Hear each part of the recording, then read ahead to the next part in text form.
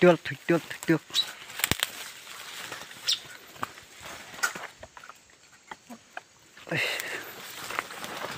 Ok chưa, thịt trước này.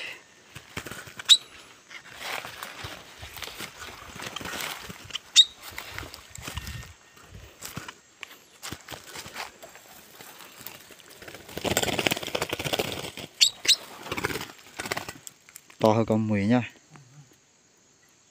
Lại là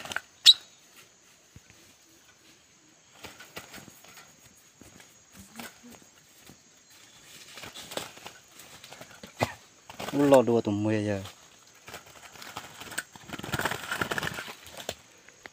Đấy. Đẹp lâu nè. Đây cả.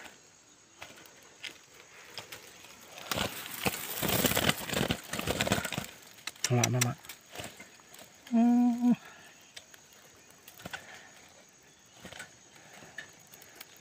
Trần tay cờ rồi đó. Lúc tới phải tới trần mình tay cờ. Nè. Để tới trần được con tay cờ hết. Toàn là hết. Thêm xài. Tới cô đứa chỉ cắn vậy.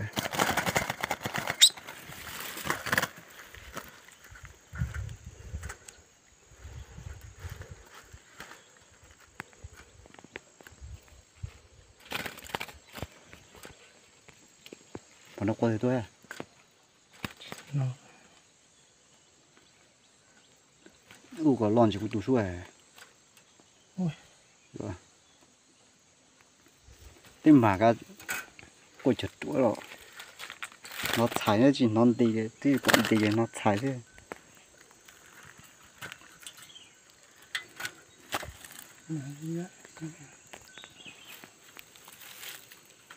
Nó có thể. Ok.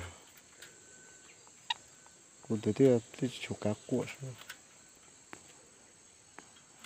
Chỉ mất nãy nha cho thế nào. Dạ. Chịu nhỉ.